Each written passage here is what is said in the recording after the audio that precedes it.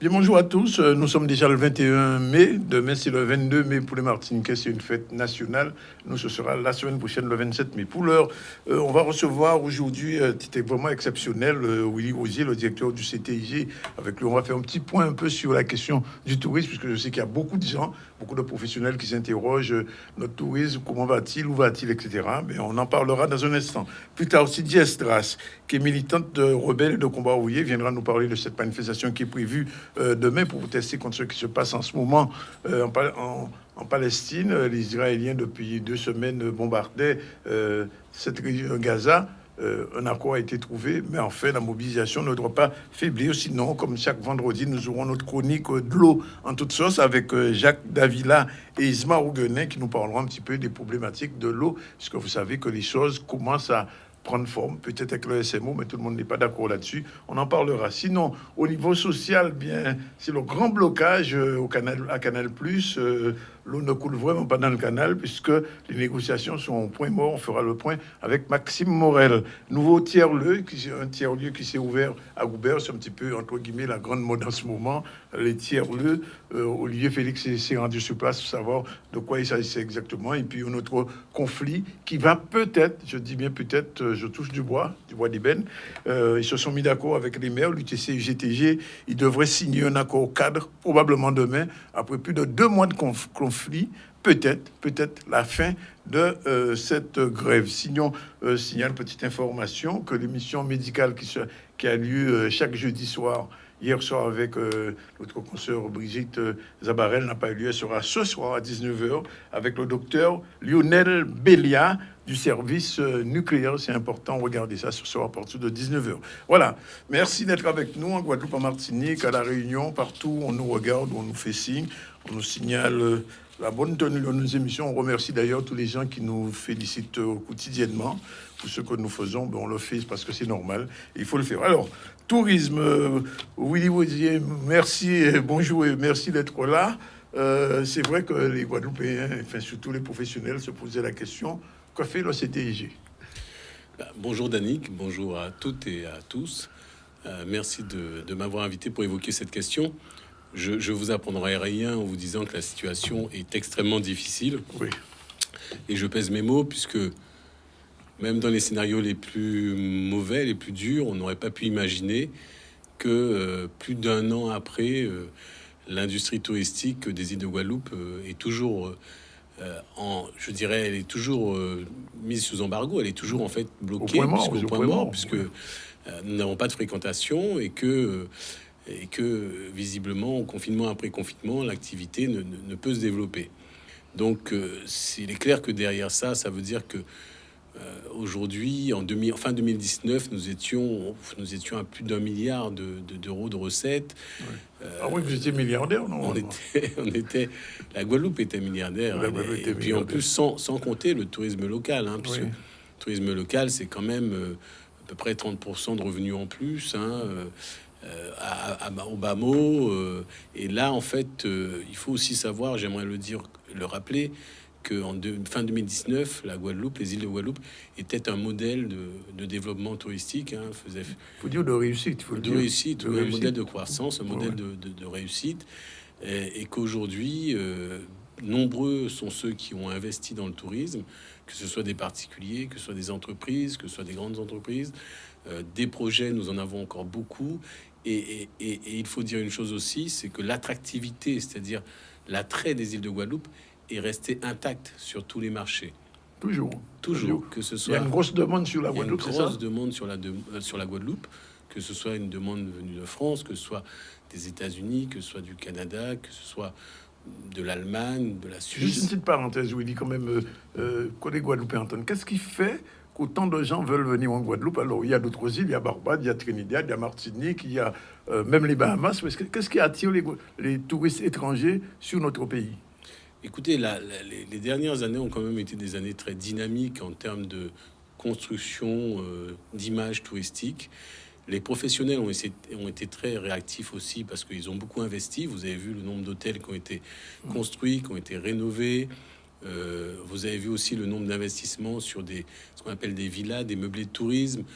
Donc une offre aujourd'hui qui est à la hauteur des standards qu'on peut attendre sur le plan international. Et puis une destination qui a su aussi se préserver avec quand même un certain nombre de réserves naturelles, un certain nombre le parc national et les autres réserves. L'autre aussi pélagisation aussi. Et puis évidemment le point fort, le point de marque, c'est l'archipel. Les îles. Ce sont les îles. Ouais. Et ce sont des îles qui ont une caractéristique très spécifique qu'on retrouve pas ailleurs. Ce sont des îles qui non seulement ont des physionomies morphologiques, c'est-à-dire des natures naturelles, des natures de sites différentes. La Désirade n'a pas du tout la même composition géologique que la Marie-Galante, par exemple. La Basse-Terre, la Grande Terre, donc sont de nature aussi différentes, tout à fait différentes. Et non seulement elles ont sur le plan naturel ces caractéristiques propres à chacune des îles, mais en plus sur le plan culturel, elles ont des histoires, une culture, une tradition qui est différente. Donc ça amène un apport patrimonial très fort pour un touriste qui a l'impression qu'il a jamais fini de faire le tour des îles de Guadeloupe, d'où des taux de ce qu'on appelle de repeaters, des gens qui reviennent, qui est très élevé pour les îles de Guadeloupe. Et on n'a même pas parlé de notre carnaval un peu spécifique. Alors oui, ça fait partie de notre patrimoine immatériel. Alors à ce sujet, les îles de Guadeloupe sont très connues pour les sites naturels, les avantages naturels. Bon, c'est quand même magnifique. On a une chance vraiment extraordinaire. Mais la partie culturelle à travers le monde est moins connue. Alors c'est vrai que on a eu effectivement le MACT avec le New York Times et tous les sujets qui ont été faits sur ce formidable musée. Mais nous avons quand même un patrimoine culturel qui est extraordinaire, que ce soit en termes de tradition, que ce soit en termes de musique, il faut le dire, que ce soit en termes mais que ce soit aussi en termes de bâtiments. Et là-dessus, donc le CTG, conscient qu'il fallait vraiment faire quelque chose, le conseil d'administration a accepté le principe de créer une mission spécifique pour le culturel. Et donc maintenant, nous avons recruté une chargée de mission culture, Manuela Nirou, qui était avant MACT d'ailleurs, et qui fait un travail depuis 2 mois formidable. Nous avons déjà référencé plus de 120 offres culture, et l'idée, c'est vraiment de créer une destination culture qui va émerger dans le monde comme nouvelle destination. En plus des atouts naturels, nous aurons vraiment les atouts culturels, et mettre en place ce qu'on appelle la mise en marché avec les professionnels de ces offres culturelles. Ça laisse présager quand même, quand il y aura un regain, quand même quelque chose d'important pour la Guadeloupe. Cette attractivité culturelle, on n'en parlait pas, on parlait tout le temps de culture, de tourisme culturel, mais on n'avait pas encore concrètement mis les bases. Absolument, c'est un vrai chantier. C'est un chantier avec un très très gros potentiel. On a vraiment, là on parle de gastronomie, par exemple, de gastronomie locale, de cuisine locale, comme on dit. Là on a un patrimoine, je veux dire, très très riche, et vous le voyez, on a su le préserver. Vous avez des destinations un peu dans toute la Caraïbe qui ont un peu abandonné leur gastronomie locale, qui ont un peu abandonné leur cuisine locale, cuisine de terroir. C'est vrai. Et en Guadeloupe, non seulement on a su la préserver, mais on en vit. On en vit tous les jours. Et donc aujourd'hui, on remarque bien dans les échanges, vous savez, le CTG a près de 400 000 abonnés sur sa page Facebook. On échange en permanence. Et on se rend compte que les gens, ils sont férus, ils ont un vrai désir de manger local. Mais oui, je le dis souvent, le bébé il est unique au monde. Il est unique au monde. Ça pour notre côté. Absolument, il est unique au monde. Et ça, c'est une richesse gastronomique. Et vous avez, comme moi, souvent fait toute la Caraïbe. Bien sûr, en Guadeloupe, on a du fast-food, mais on n'a pas que ça. On a une bonne cuisine guadeloupéenne. Alors que dans les îles à côté, on voit très bien que le fast-fooding a pris la place de la cuisine locale. C'est ça. Ouais. Et ça, c'est un info. Alors, la question générale qui se pose aujourd'hui, puisqu'il va falloir... Je vous lis une phrase qui n'est pas de moi, c'est du secrétaire général de l'OMT, il a un nom un petit peu difficile, Zurab Pouliakos-Kivili. Cette crise est une occasion de repenser le secteur du tourisme et sa contribution à l'humanité, à la planète. C'est une occasion de reconstruire en mieux le secteur du tourisme, plus durable, plus inclusif et plus résilient, permettant de profiter largement de manière équitable des bienfaits du tourisme. Vous êtes d'accord avec ça? Alors, Danick, juste pour ceux qui sont pas des érudits, des spécialistes du tourisme, l'OMT, c'est l'Organisation mondiale du tourisme, Oui, qui fait partie de l'ONU. Effectivement, bon, leur rôle, c'est dans tous les pays d'étudier un petit peu les phénomènes touristiques, oui, les modèles, mais aussi les tendances touristiques. Et là, ce qu'ils disent est tout à fait vrai. La pandémie du Covid était un séisme pour le tourisme mondial. mondial, oui. Et c'est vrai qu'il nous amène à réfléchir et à repenser le concept touristique. Alors, quand on dit repenser, nous, c'est vrai qu'on avait déjà commencé à travailler sur ces sujets-là, mais voilà, on va plus penser tourisme de masse, mais on va vraiment penser à, à un tourisme avec du contenu expérientiel fort, c'est-à-dire un touriste, quand il vient dans une destination, il doit quelque part avoir envie d'y venir. Et quand il a envie, c'est qu'il la connaît déjà un peu et qu'il sait ce qu'il vient y chercher. Donc il vient y chercher ce qu'on disait tout à l'heure, c'est-à-dire du contenu naturel, du produit naturel, mais il vient y chercher aussi du produit culturel et il vient y chercher une vraie... en fait, il va se baigner dans notre vécu, dans notre culture. Il va s'immerger Oui. et il va vouloir vivre nos expériences. Un Noël Cacado, par exemple, un Noël en Guadeloupe, Oui. ça n'a pas son équivalent ailleurs. C'est pas. ça qu'il veut vivre. C'est ça. Un carnaval, ça n'a pas son équivalent dans la Caraïbe, c'est ça qu'il veut vivre. Un manger local, même un tine à la morue, bah, c'est Oui. ça qu'il veut vivre. Un bon courbouillon poisson. Un bon courbouillon au poisson, c'est Oui. ça qu'il veut vivre. Et là-dessus, alors, je pense qu'on est nombreux à le savoir, mais vous avez une vraie différence entre la cuisine locale, par exemple en Martinique, et la cuisine locale en Guadeloupe. C'est clair, c'est clair. Une vraie différence. Nous, on regarde en Martinique. Hein, Je souvent. sais bien, mais chacun a son, chacun oui. a ses avantages, chacun a son, c'est voilà. spécificité. Mais c'est important de savoir C'est que vrai. il y a des différences, et ce sont ces différences que les gens viennent chercher. Oui, par exemple, la fête du crabe, ça existe qu'ici. La fête du crabe, ça existe qu'ici. Oui, des choses comme ça qui font que... Alors, combien de personnes... Globalement, alors au niveau mondial, on dit que une personne sur 10 dans le monde vit du tourisme. En Guadeloupe, on serait à combien à peu près? Écoutez, les chiffres du tourisme sont, enfin, les chiffres officiels, Oui, ne reflètent pas La la réalité. réalité. oui, Aujourd'hui, quand on va au fond des choses, on se rend compte que les chiffres sont bien plus importants ceux que disent ceux l'observatoire ce- même. jusque- Oui. ce qu'on a aujourd'hui, enfin en tout cas ce que nous avons en notre possession. Euh, il est clair, une chose est claire, c'est que l'économie touristique est la première contributrice au PIB de la région des îles de Guadeloupe. D'accord. C'est le premier pourvoyeur d'emploi et c'est aussi le plus gros potentiel économique et social de notre région. En fait, je vois derrière vous un paquebot. Quelque part, c'est effectivement le paquebot des îles de Guadeloupe. C'est vraiment quelque part là où on y trouve le maximum de ressources pour construire ce qu'on appelle une économie endogène, c'est-à-dire une économie qui vous rapporte de l'argent de l'extérieur et qui vous en rapporte aussi de l'intérieur. Ça veut dire que même par rapport à des pays comme la Barbade, on n'est pas trop loin, alors que la Barbade vit beaucoup du tourisme quand même. Hein. Eh bien, et je vous surprendrai peut-être, mais effectivement, on n'est pas très loin. On n'est pas très loin de la Barbade qui, à peu près, bon, sa contribution, l'industrie touristique contribue à hauteur de 45% à peu près. Enfin, on est proche de 50%. Mais quand on réunit, en fait, ce qu'on appelle l'ensemble du tourisme. Donc on a dans le tourisme évidemment on pense aux hébergements, on pense à la restauration, mais on pense pas, Taxi aussi, on pense pas effectivement aux taxis, on pense pas à l'agriculture, on pense pas au vendeur de à poissons, par exemple, l'artisanat, pêcheurs, par on exemple. pense pas aux pêcheurs, on pense pas à l'art tout simplement, on pense pas aux services, on pense pas au commerce. Et bien quand on réunit tout ça, les comptes satellites du tourisme, on arrive à des chiffres qui sont assez importants. C'est important. Alors, parce que ça va finir par arriver, la reprise, qu'est-ce qui va se déclencher une fois qu'on aura dit top au départ? Alors, C'est pas quand, mais enfin oui. bon, ça va arriver. Alors, Danick, en fait, On le souhaite. On le souhaite, et puis on sait qu'elle va arriver, cette reprise. Mais une reprise, ça se gère pas au jour de la reprise. Ça se Oui, bien gère sûr. pendant la crise. En amont déjà. Voilà, en amont pendant la crise. Oui. Et nous, en 2020-2021, on a beaucoup travaillé.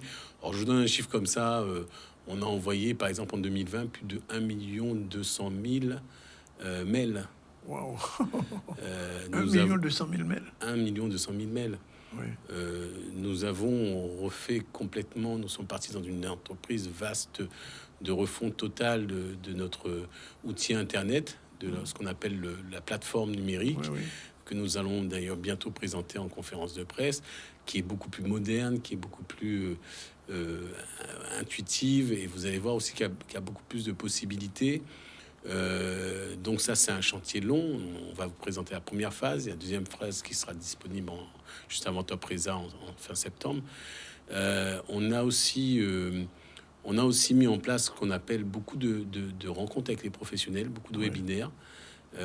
Là, par exemple, chez nous, ici en Guadeloupe, on a fait 34 webinaires professionnels. 34 oui, 34 webinaires professionnels, ça veut dire... Et 38 rencontres sur le terrain, ça veut dire plus de 360 professionnels rencontrés. Là, au cours des quelques mois qui se sont écoulés, on a réfléchi aussi à mettre à la disposition des professionnels. Et là, bon, bientôt... c'est un peu, je veux dire, on l'annonce un peu en exclusivité, mais Oui. on va proposer aux professionnels un dispositif pour ceux qui dépensent 1 € sur la communication, on puisse ajouter 1 € à cette communication. C'est-à-dire que quand ils ont dépensé 1 €, ils auront 2 €. Quand ils vont dépenser 2 €, ils en auront 4, bien sûr, avec un plafond. Oui. Mais l'idée, c'est que nous, on fait de la promotion, effectivement, mais eux aussi, ils en font. Mais la possibilité qu'on va leur donner, c'est de augmenter leur surface de promotion pour être beaucoup plus fort sur les marchés dès qu'ils vont lancer les opérations. Et ce dispositif, donc le conseil d'administration l'a voté, nous allons le mettre en place dans les semaines qui viennent, les jours qui viennent.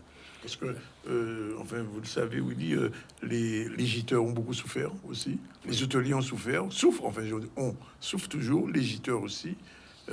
Et donc, s'il y a une reprise, les gîtes vont pouvoir aussi redémarrer. Oui, les gîtes vont pouvoir redémarrer. Il est clair qu'une telle crise ne va... Bon, il faut être lucide. Hein. Il y a des opérateurs qui vont rester sur le carreau pendant un certain temps, le temps de vraiment pouvoir se remettre. Maintenant, c'est vrai que tout le monde est dans l'attente de cette reprise effective. Là, aujourd'hui, donc, nous avons eu des annonces sur le 9 juin que nous saluons. Hein, mais évidemment, c'est déjà un ouf de soulagement. Mais il faut réfléchir aux choses de façon pérenne, de façon durable. Une sortie de crise, c'est pas par à coup, parce que par à coup, vous savez, c'est parfois le meilleur moyen d'achever le... Combien de temps il faudra pour revenir? Alors, on parlait au niveau de l'aviation, que peut-être pas avant 2 ans, le transport aérien ne reprendrait pas son vol normal, j'ai envie de dire. Le tourisme, il faudrait combien de temps après une reprise pour que les choses reprennent progressivement ici? Alors, parce qu'on a vu un rush quand même pendant les vacances dernières, quand il y a eu cet échange avec la Guadeloupe et la Martinique, il y a eu quand même un petit sursaut. Alors, dans les bonnes nouvelles, ça en fait partie. Comme ça, pêle-mêle, JetBlue a annoncé la reprise de ses vols, donc ils sont en machine pour le 1er novembre. Donc vous pouvez déjà... Ah ouais, c'est une bonne nouvelle, ça. Voilà, vous pouvez déjà... L'Amérique était fermée, nous étions fermés. Donc on travaille avec eux en plus sur des prix attractifs, sur des choses vraiment où ils feront des efforts. Air Belgium ne cesse de nous relancer pour pouvoir lancer les vols au mois de juillet, début juillet de Belgique. Vous savez que c'est 2 vols par semaine. On a aussi Air France qui a positionné un vol sur Roissy. Il y a Corsair aussi. Il y a Corsair, alors Corsair avec des nouveaux appareils et puis un aménagement aussi tout à fait concurrentiel. Et puis bon, je sais que Air Caraïbes aussi continue à renouveler. On a quand même des bonnes nouvelles sur le côté de l'aérien. En tout cas, c'est sûr qu'il va y avoir une progression, des tarifs certainement attractifs au départ. Il va y avoir une progression qui va être mesurée, mais en tout cas, la demande est là. La demande, elle est là. Parce que les motifs impérieux vont être supprimés à partir du 9, c'est ça? Du 9 juin, c'est bien ça? Oui, les motifs impérieux vont être supprimés à partir du 9 juin. bien évidemment, bon, il y a encore quelques... bon, il faut pas négliger le fait que la santé est quand même aussi la priorité Oui. de tous. C'est une Bon, priorité, ça, on ne on peut le pas... sait. Voilà, je veux dire, il faut pas... Il faut en tenir compte. On ne met pas l'économie contre la santé, Tout à la fait. santé contre l'économie. La santé, évidemment, c'est la chose la plus importante. Maintenant, c'est vrai que il faut pouvoir traiter la question de la santé et la question de l'économie, parce que sans l'économie, je veux dire, bon, là aussi, on se retrouve dans une situation Tout à fait. qui est dramatique. Oui. Alors pour ça, c'est vrai aussi que bon, on se rend compte, on le voit hein, au niveau des destinations qui rouvrent. En fait, On a vu les Bahamas sont ouverts. Hein. les Bahamas sont ouverts. On a vu que les États-Unis Commence aussi. ouvrent. Miami est ouvert déjà.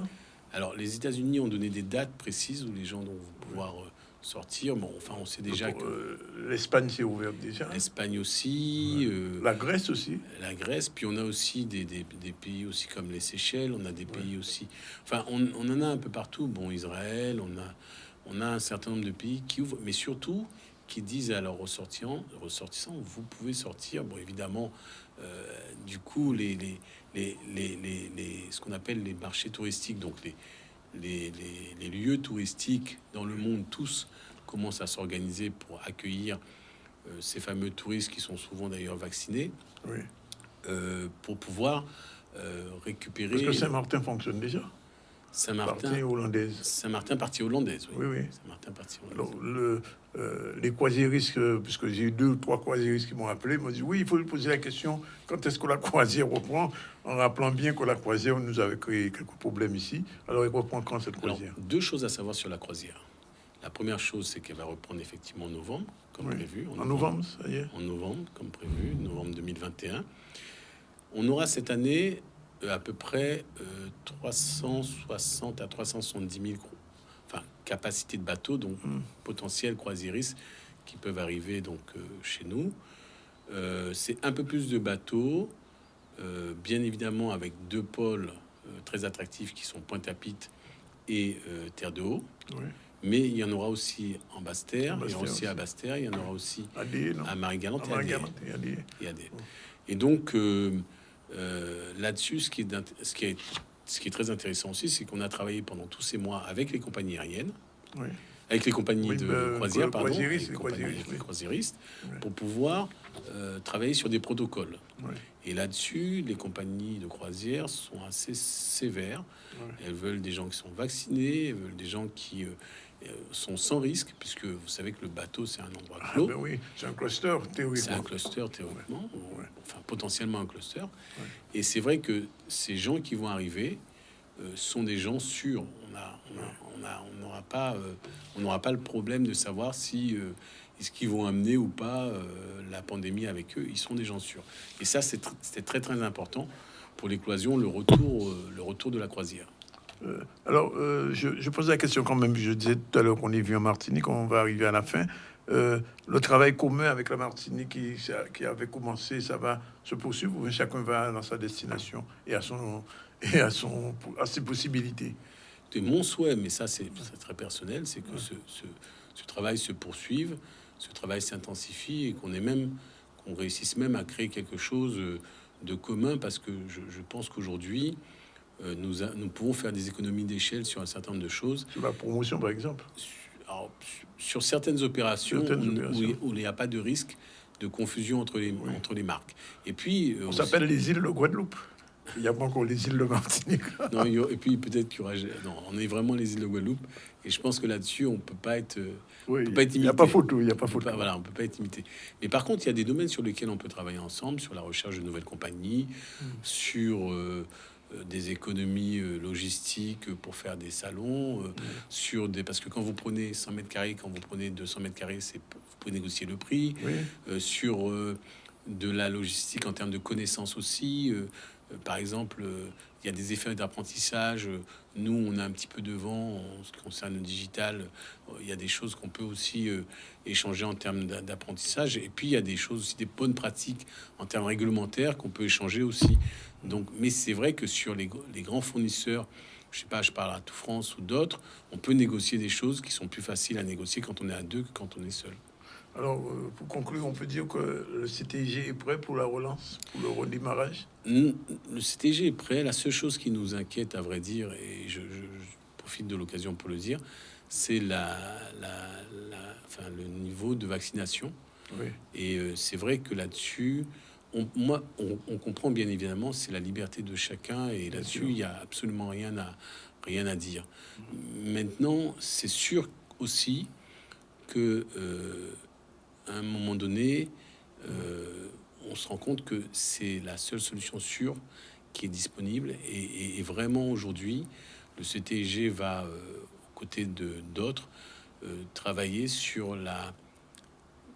aussi sur la promotion de la vaccination, parce que on sait que Le MEDEF a pris une décision, vous le savez, de faire vacciner dans les oui, entreprises. oui, c'est ça. Ils ont pris.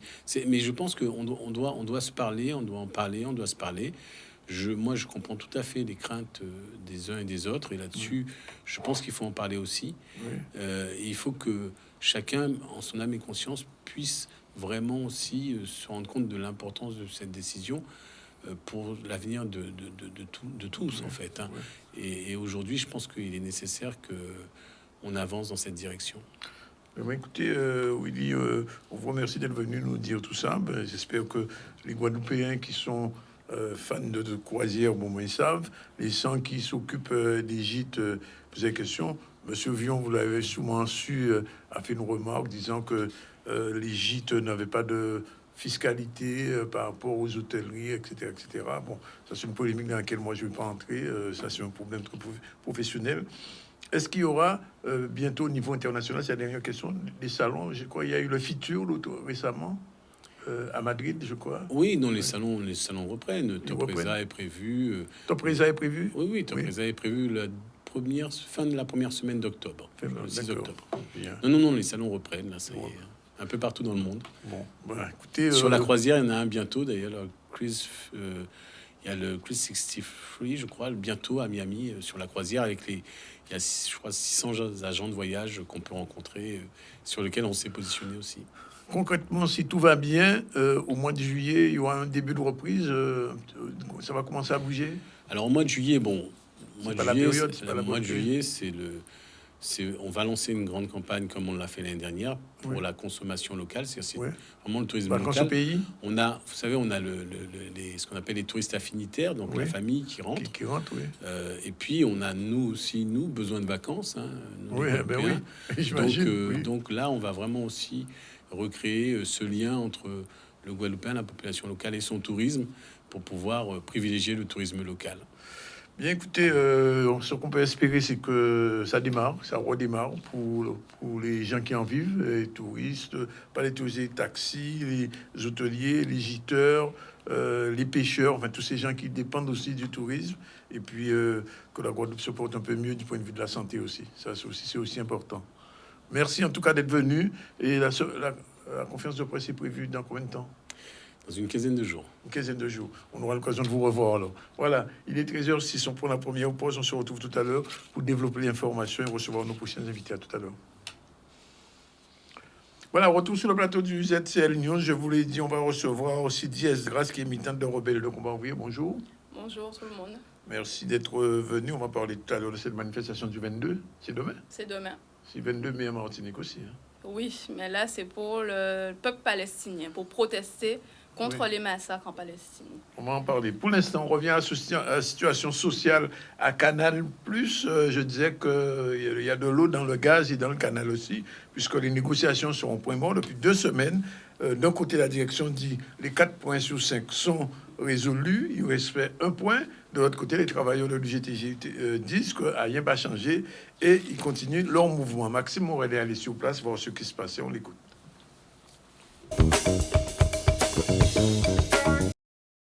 Aujourd'hui, avec la direction, il y a un point bloquant qui est l'augmentation générale, l'augmentation individuelle des salaires, surtout pour les plus bas salaires, les catégories 3, concernant principalement 40 salariés de la société Canal+ Antilles-Guyane. Ce sont les conseillers commerciaux qui sont en boutique, qui sont que ce soit en Covid, pas Covid, on est là au fond à travailler matin, midi et soir pour recevoir les clients.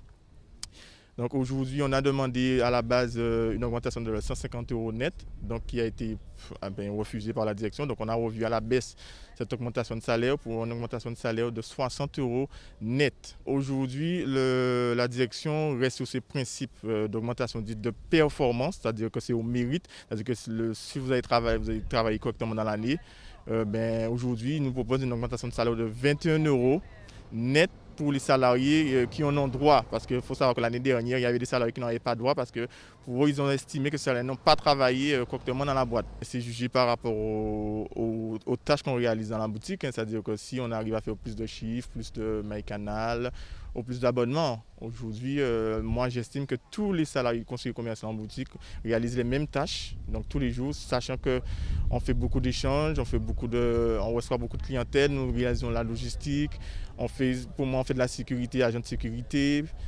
On fait un peu de tout, en fait. On est polyvalent dans la boutique. L'avant-dernière réunion, la direction nous a même menacé de poursuites pénales et aussi de licenciement. Donc aujourd'hui, ça va un peu loin. Donc on demande seulement 60 € net à l'entreprise qui brasse beaucoup de bénéfices. Ils ne sont pas capables de donner 60 € net. Donc ils nous proposent 21 € et on trouve ça pas normal, vraiment pas normal de la part d'une direction comme Canal+. Et cette grève-là va continuer jusqu'à temps qu'on nous accorde cette augmentation de 60 €. Voilà, c'est un mouvement, on se souvient, il y a 3 ans déjà, il y a eu 4 ans, il y avait un mouvement qui avait duré plusieurs semaines à Canal et finalement on était arrivé à un accord. Alors est-ce que cet accord sera pris à Pentecôte? C'est ça nous que vrai. Nouveau tiers-lieu à Gourbert. Qu'est-ce que c'est un tiers-lieu? Si vous ne savez pas, regardez ce reportage d'Olivier Félix. Des questions à poser à Pôle emploi, parce qu'on a des questions à poser aux services fiscaux, parce qu'on a des questions à poser au service de l'État, ou au service du département, ou au service de la commune. C'est ça cet endroit ici, c'est France Service. C'est vraiment un espace dans lequel on ouvre cette porte parce qu'on a le label France Service et on va trouver réponse à toutes les questions qu'on se pose sur tous les services de proximité. Ouvert à tous, bien évidemment, avec des horaires d'ouverture qui sont très élargis. Ça fait partie du label France Service. Vous savez que c'est un engagement. C'est un engagement qui est pris par ces espaces. J'en ai ouvert 2 jusqu'ici. Une maison France Service au Moule, qui était aussi d'ailleurs un espace de tiers-lieu, un espace aux Saintes, Terre de Haut. Et ici, c'est le 3e, il faut qu'on en ait une vingtaine en Guadeloupe qui soient ouverts, mais on a déjà des projets partout. Donc c'est très bien, on va pouvoir les mailler petit à petit. L'objectif, c'est qu'on ait cet espace France Service à moins de 30 minutes de chaque Guadeloupéenne et de chaque Guadeloupéen. Vous voyez, donc on a besoin de mailler. Il faut qu'on aille travailler aussi à la Désirade, il faut qu'on aille à Marie-Galante. Voilà, on a des projets partout, mais ce qui est important de savoir, c'est que c'est proximité, puisqu'il faut que ce soit pas très loin. C'est la simplicité. Quand on rentre ici, on a la réponse à toutes ces questions. Et pourquoi? Parce que c'est du partenariat.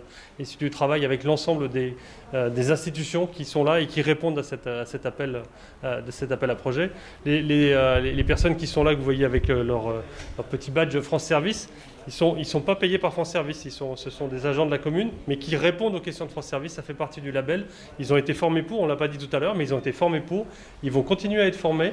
Il y a tout un réseau qui se met en place autour de France Service, ici en Guadeloupe, mais il y a aussi un réseau qui est national, pour que justement on ait cette réponse à nos concitoyens.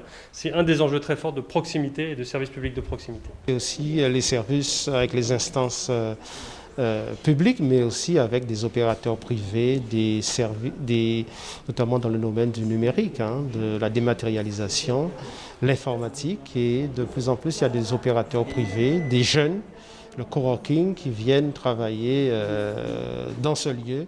Et c'est une manière de socialiser, de sortir de son chez-moi, de son chez-soi, mais pour porter sa connaissance, d'échanger, et il y a un aspect très collaboratif dans cette démarche. Voilà, l'aspect institutionnel, mais aussi un lieu aussi de rencontre des initiateurs de projets qui peuvent se rencontrer, échanger et finaliser leurs projets. Donc on s'en réjouit totalement de cette belle rencontre institutionnelle, mais aussi opérateur privé. Et donc, à Gourbert, vous l'avez compris, c'est donc un lieu organisé par l'État et par les collectivités. Il y avait déjà un tiers-lieu ouvert en Grande Terre, sur Moule. Et d'après ce qu'on a entendu, on aura d'autres.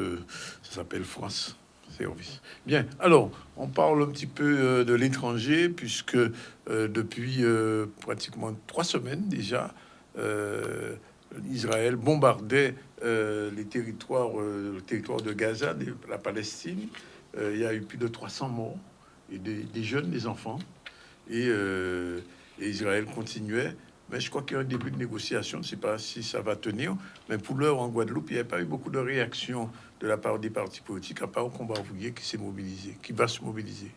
Bonjour, Sidji. Bonjour, justement, Combat ouvrier, le journal rebelle, appelle tous ceux qui sont révoltés par la situation du peuple palestinien, les travailleurs, les organisations politiques, les organisations de travailleurs, anti-impérialistes, anticolonialistes, anticapitalistes, et y compris la communauté palestinienne de Guadeloupe, à se rassembler demain, donc samedi 22 à 9h, sur la place devant la mairie de Pointe-à-Pitre, pour protester contre le massacre du peuple palestinien.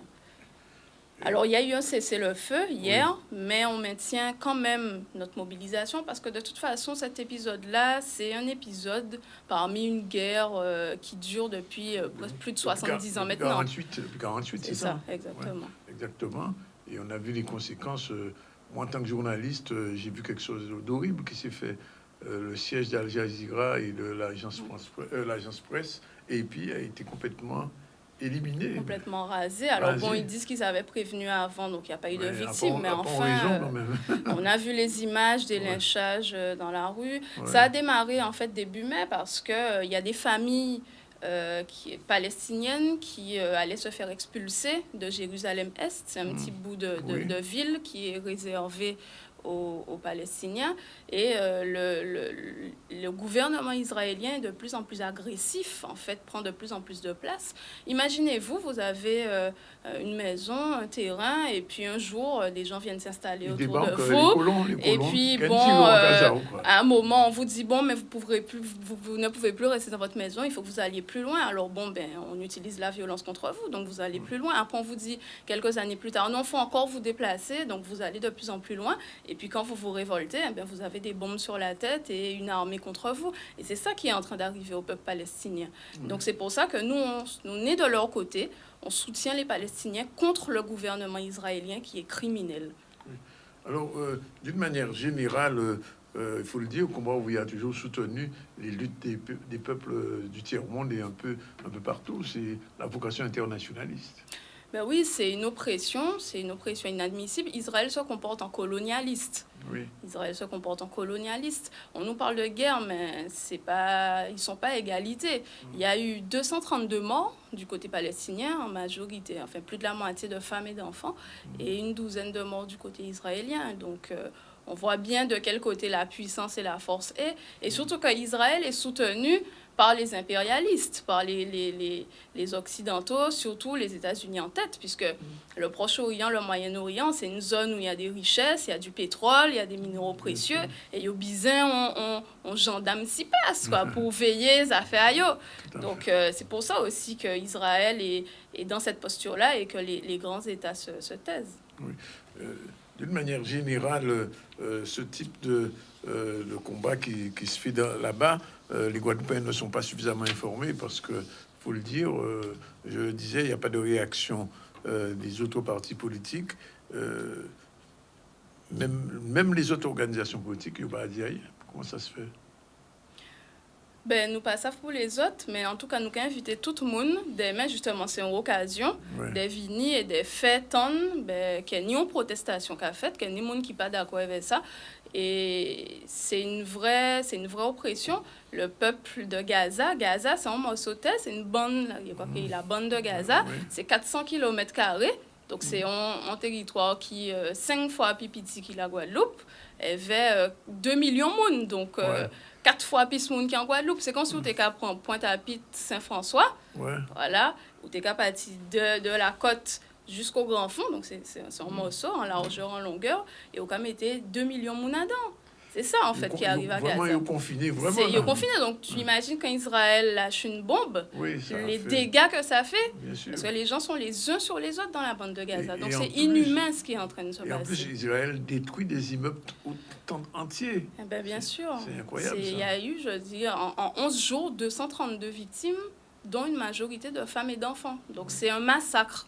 Ouais. C'est pour ça que demain, on appelle tous ceux qui sont révoltés par cette situation, toutes les organisations anticolonialistes, anti-impérialistes, anticapitalistes, les Palestiniens de Guadeloupe, tous ceux qui se sentent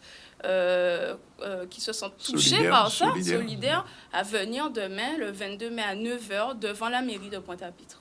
Il faut savoir aussi dit que, comme la semaine dernière, la manifestation a été interdite en France. En Guadeloupe, elle est maintenue. En Guadeloupe, nous, on maintient notre manifestation. Oui. C'est une manifestation de protestation. Donc, normalement, les manifestations de protestation ont le droit d'avoir lieu. Donc, nous, on maintient notre manifestation. À Paris, elle a eu lieu quand même, la manifestation. Oui. Il y a eu des milliers de personnes. Oui, il y a eu des gens quand même un peu partout. Voilà. En dehors de Paris, il y a eu plein de gens qui se sont... Je crois qu'il y a plus de 22 000 personnes qui se sont déplacés. Deux petits mots quand même, puisque j'ai dit militante de combat ouvrier de Rebelle, des nouvelles de Rebelle. Eh bien, Rebelle sort chaque mois son journal. Hein, oui. Donc, il y en a une cette semaine, ce mois-ci. Alors, ce mois-ci, le journal est sorti. Là, on s'apprête justement à faire le prochain numéro. Et tous ceux qui veulent notre journal, ben, rendez-vous le samedi matin à 10h au Carrefour Frébeau. Ah, c'est là, Biclaye. C'est là, Biclaye, le samedi matin, entre 10h30 et midi. Et bien sûr, demain, Zoké, il est là encore. Et demain, nous qui si place mairie La Pointe. Donc, Zoké trouvé journal là aussi, nous qui là. Et nous qui dit ça, nous y a dit pour protester contre le massacre à les Palestiniens. Deux petits mots quand même, Sidi, puisque ou en campagne aussi. Oui, en candidate, hein, pour faire entendre le camp des travailleurs. Alors, Zoké prend la région carrément, c'est ça qui est arrivé si là? Si on joue nous prend la région, c'est qu'il y a une révolution en route. Ah bon? Ah ben oui, si des milliers de monde ont voté pour un programme comme nous, pour exproprier les riches, pour nous payer ça, contrôler l'argent public, pour nous payer pour habitant, pour les travailleurs pour habitant ailleurs, mais c'est que n'y a révolution. Donc c'est comme révolution, donc ça Kevin? Ben, on espérer en tout cas, c'est pour ça nous avons goumé. On va travailler pour ça. Bon, ben rendez-vous demain, le mai 22, partout de 9h du matin, et puis combat ouvrier et donc mouvement rebelle. Bien, alors, il y a un conflit qui a duré depuis 3 mois en Guadeloupe, c'est l'UTC avait les collectivités en Guadeloupe. Vous savez qu'au départ, c'était Missier, mais Sapoti qui était à négocier. Puis, entre-temps, ils ont trouvé un autre accord avec 4 maires qui progressivement ont commencé la négociation. Et d'après ce que nous dit Charlie Dagounia qui était sur place, un accord, peut-être, devrait intervenir, un accord cadre. On regarde un peu ce reportage. Dernière séance de travail nous fait, c'est mercredi. Nous faisons ça à la mairie de Bastère, en présent ça à les 4 mai. Enfin, la ville des Abîmes était représentée par un conseil municipal. Mais Bastère était là, Atala, mais Capes était là, et mais aussi Courtois et mais Bouillante Abéli était là, et tenir d'autres techniciens, d'autres cadres là. Et donc, avec nous, délégation, donc nous travaillons sur l'ensemble des points qui concernent les maires. Et nous avons fait plusieurs projets. Et le dernier projet là nous fait, donc nous sommes d'accord. Pas de problème. Déjà, si le premier prend l'application des avis de la CAP, nous d'accord. Nous d'accord aussi sur une augmentation de quota de façon à surtout changer la situation à gens qui sont partis à la retraite. Et nous avons dit vraiment, on voulait même dire qu'elles sont en émotion, nous avons dit ça, parce qu'à un moment donné, nous ne comprendre que nous sommes arrivés à sortir, surtout concernant les gens qui sont proches à la retraite. Et nous avons toujours dit que les gens ont touché 300, 400 euros. Et donc, à partir du travail que nous faisons là, montant là, ça qui est fini, nous avons une retraite normale, convenable. Maintenant, nous avons juste un retour les mecs à faire les 4 mecs à faire pour les autres mecs. Et puis nous trouvons un jour, un week-end là, ou éventuellement en début de la semaine prochaine pour nous signer accord cadre là, dans le cadre à la mise à jour de la carrière et les 10 autres points qui concernent directement les collectivités. Accord cadre là, ça c'est un accord global de principe. Et après, il a ouvert pour des négociations dans les collectivités. Et maintenant, nous voyons que ça a fait. Nous arrêtons le calendrier, nous voyons que ça a fait. Et les points là, les côtés qui jaouqué, nous pas obligés d'insister, les côtés qui nous doivent négocier, nous pouvons discuter. Mais le principe là, c'est ça nous toujours dit. Et ça c'est possible. Ça c'est possible, et encore une fois entre nous, puisque là, on travaille nous et les maires. Les 4 maires, mais les 4 maires aussi avaient mandat à toutes les autres maires là. Hein. Ça veut dire que nous sommes en train de rendre, ça qui n'est pas possible en mars, nous sommes en train de rendre possible en mois de mai. Alors donc, effectivement, nous tournons. Nous aussi, nous avons dit que nous sommes mobilisés uniquement à Saint-Louis-Marie-Galante. Mais ni Cap-Esther, ni Grand-Bourg, ni communauté là. Donc nous aussi, en deuxième étape, il faut nous partir à Galant, quelle que soit la manière, soit par la force, ou soit par la discussion. Mais il faut nous aussi aller là parce que nous travaillons là aussi, les Saintes, Désirades, et aussi après, il faut nous monter Saint-Martin. Voilà, l'UGTG tout au niveau des travailleurs, ben, ça qui fait, on va suivre après cet accord 4. Pour l'instant, il est 13h32, deuxième pause, et on se retrouve tout à l'heure avec notre rubrique de l'eau en toute sauce. À tout de suite. Voilà, retour sur le plateau du ZCL News pour la dernière partie avec nos chroniqueurs de l'eau en toute sauce. Je vais parler de Jacques Davila et de Isma Roguenet. Ils sont toujours en non présentiel, c'est-à-dire ils sont en distanciel, c'est-à-dire qu'ils enregistrent leur chronique à domicile. On regarde ce que ça donne. Je crois que on commence par Isma, si je ne me trompe pas.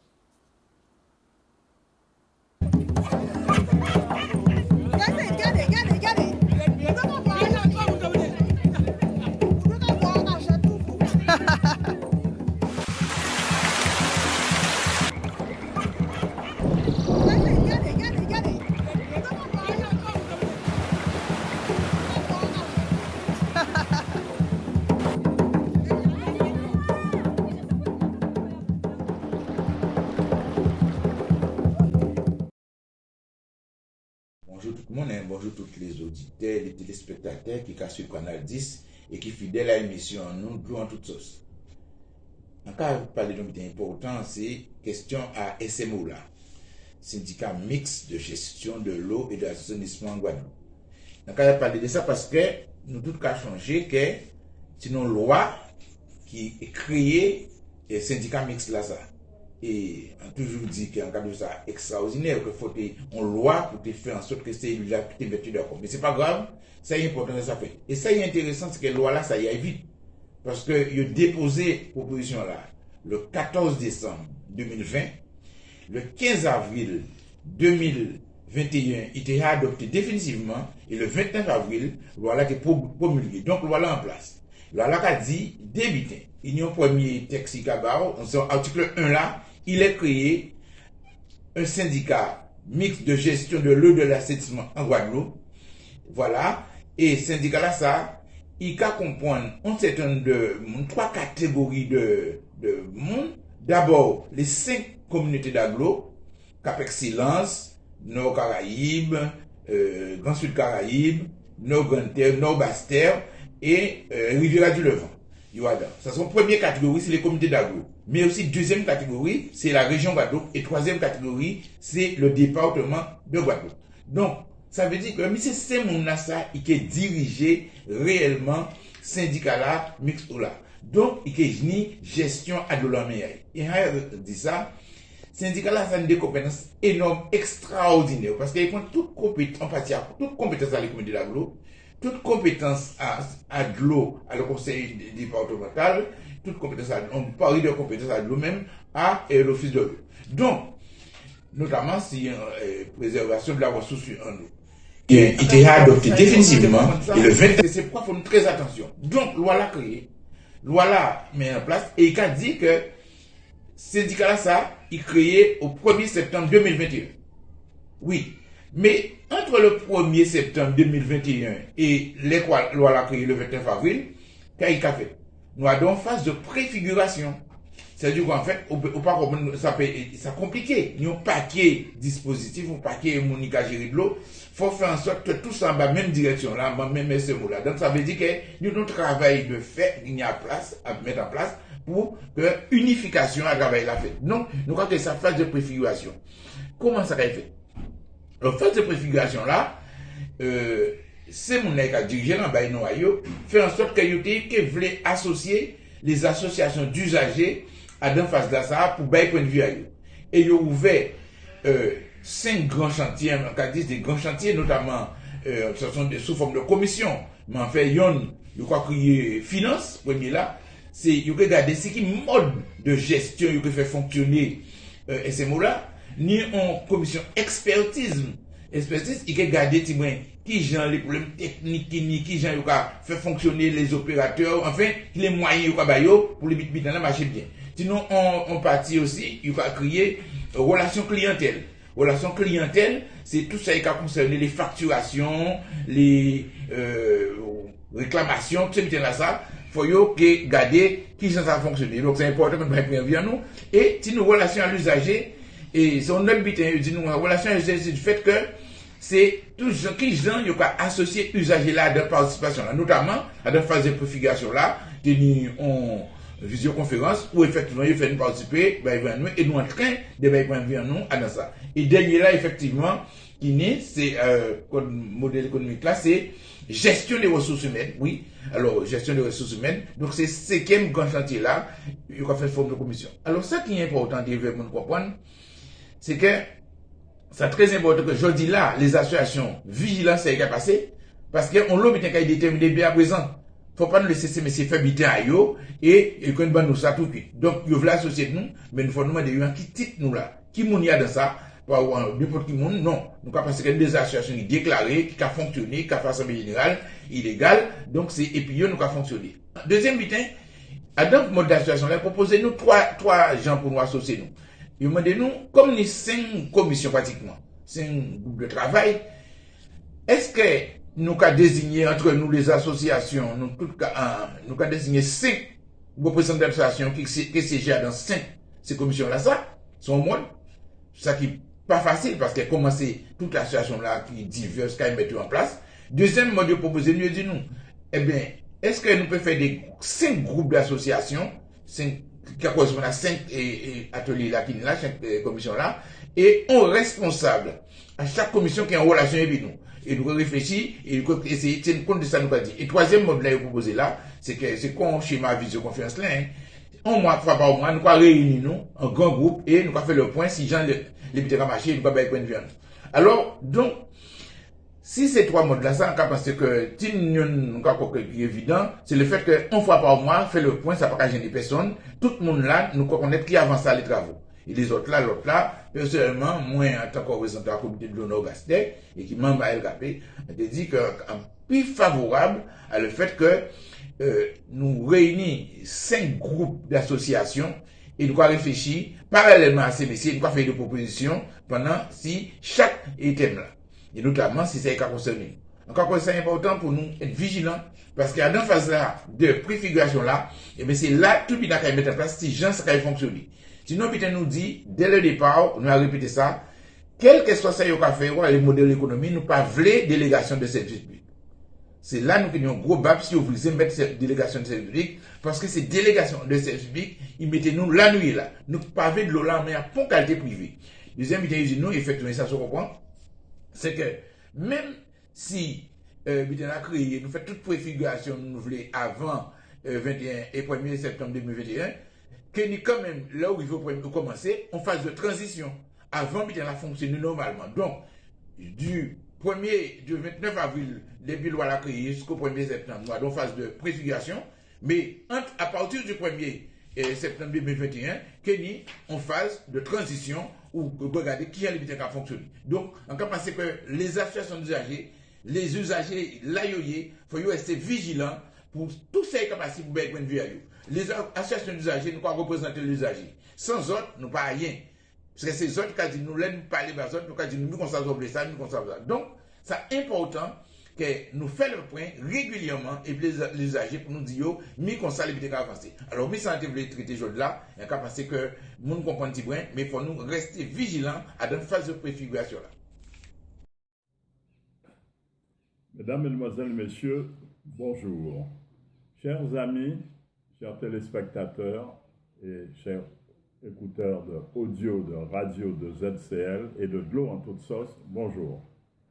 Aujourd'hui, je vais vous parler des listes qui ont été déposées pour les élections cantonales et départementales parce qu'elles concernent, à travers le choix que vous ferez prochainement lors des prochaines élections, la gouvernance du syndicat mixte ouvert pour permettre la prise en compte de la présence du conseil régional et du conseil départemental qui, collectivités majeures, seront les chefs de file pour les raisons financières du syndicat mixte ouvert, en plus des EPCI dont Cap Excellence qui est contraint aujourd'hui, de par la loi, d'y venir.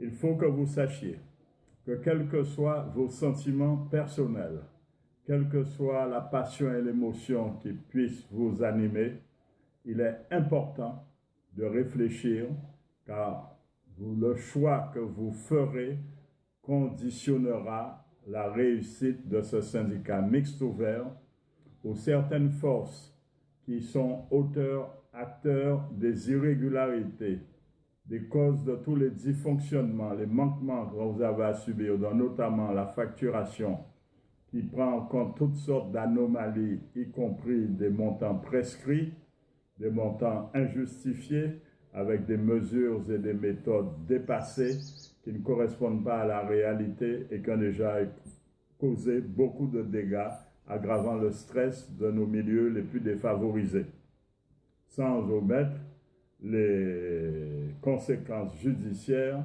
dont le début s'est écoulé ces 2 dernières années et en dépit du Covid qui ne confine pas les décisions de justice, se poursuivra car même parmi les candidats, quel que soit leur parti et leurs fonctions actuelles et espérées encore, il y aura bien sûr des mesures judiciaires qui seront prises car cela ne fait qu'en commencer, car il y a des usagers mécontents qui ont fait des portées à connaissance et ont prouvé ce qu'ils avaient à dire, ce qui fait que la justice se poursuivra, même si elle n'a pas la même temporalité que vos attentes qui n'ont pas la même immédiateté.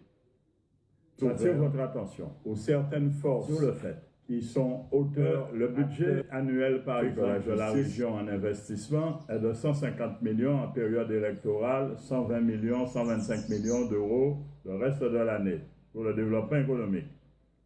Là, il s'agit rien que pour l'eau. Il y aura 900 millions actualisés, c'est-à-dire ça se terminera à 1 milliard. Sans monter l'assainissement, il y aura aussi des centaines de millions. Donc, vous comprenez que des gens aient envie de gérer cette manne à éjecter dans l'économie. Donc, en votre âme et conscience, vous ne pouvez choisir que des gens responsables. Cependant, il faut que vous sachiez aussi discerner avec calme, avec sérénité, lucidité, bon sens, pragmatisme et surtout beaucoup de courage, car il y a aussi l'environnement, donc la protection de la biodiversité, donc des nappes phréatiques, des eaux des rivières, des eaux de surface, car les problèmes du chlordécone ne sont pas résolus, les problèmes des ordures. Je vais vous en parler. Ce qui nous attend, si vous ne faites pas ce qu'il faut comme il faut. Ne vous laissez pas abuser, car sur les ordures, nous payons aujourd'hui une taxe à l'enlèvement d'ordures qui est de 49 €. Elle est en train de passer prochainement pour 2005 à 98 et bientôt, elle doublera, c'est-à-dire qu'elle sera aux alentours de 180 pour 2010, donc très prochainement, 2025. Donc nous avons intérêt, immédiatement, compte tenu des coûts de traitement à la Guadeloupe, la collecte et le traitement coûtent 2 fois plus cher qu'en France, dans l'Hexagone. Il y a quelque chose qui ne va pas. Donc si nous ne faisons pas attention, nous allons obérer l'avenir de notre jeunesse qui est déjà endetté par les dettes du Covid, car chaque petit Guadeloupéen a participé à l'endettement national à 41 000 € d'endettement, auquel il faudra rajouter le passif de l'eau, auquel il faudra rajouter le passif prévisionnel des ordures ménagères qui pollue plus l'eau, alors que l'eau c'est la vie.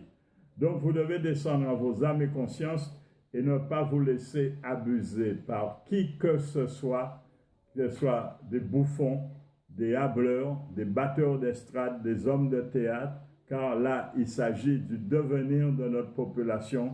Et je ne cesse de vous rappeler, comme disait le visionnaire Orwell, qu'une population qui aspire à devenir peuple, à construire un État et une nation, et qui conduit ou reconduit les mêmes prébendiers ou en met d'autres à leur place, qui remplace des médiocres par des incompétents, n'est pas une nation d'électeurs, c'est une nation de complices. Voilà, c'est donc la fin de ce ZCL News avec cette chronique. On espère que nos deux duettistes de l'eau Jacques Davila et Isma Ogonin seront avec nous en direct à partir de la semaine prochaine, puisque probablement à partir de mardi, la situation sera améliorée au niveau du déplacement, puisqu'il va rester à plus de 10 km de canal et il va pas vite. Bon voilà, c'est fini pour aujourd'hui. On a parlé des négociations au point mort dans le conflit à Canal+. Maxime Morel était sur place. On a ouvert un nouveau tiers-lieu, mais cette fois-ci c'était à Gourbert. Olivier Félix y est allé. Le conflit UTC, peut-être un début d'accord. Devrait avoir un accord cadre. En tout cas, les 4 maires qui ont pris en main cette négociation, je vais parler du maire de Capesterre, Courtois, du maire de Basse-Terre, monsieur Attala, du maire aussi de Bouillante, monsieur Abelli. Ben, ces maires-là, ils ont réussi peut-être à calmer les choses. En tout cas, on devrait attendre la semaine prochaine pour savoir ce qui va se passer. Mais le conflit, peut-être, va rebondir dans les îles à côté. On sait qu'aujourd'hui aussi, à Marie-Galante, les premières barges de Cannes sont parties depuis ce matin. Un accord avait été trouvé la semaine dernière. On en a parlé dans la rubrique IDS. Et donc, la situation semble se calmer. Et puis, je vous rappelle que ce soir, exceptionnellement, l'émission de Brigitte Zabarel, Canal 10 Santé, se fera à 19h. Elle n'a pas pu avoir lieu hier soir. Et ce sera ce soir, 19h, le médecin invité, c'est le docteur Lionel Bélia. On parlera du service nucléaire. Voilà, c'est fini pour aujourd'hui. On se retrouve la semaine prochaine. La réalisation a été assurée par Yann. Et donc, on vous souhaite à tous un bon week-end. Et puis, nous-mêmes, nous que profiter de Voilà, c'est fini pour aujourd'hui. Ciao, bye bye.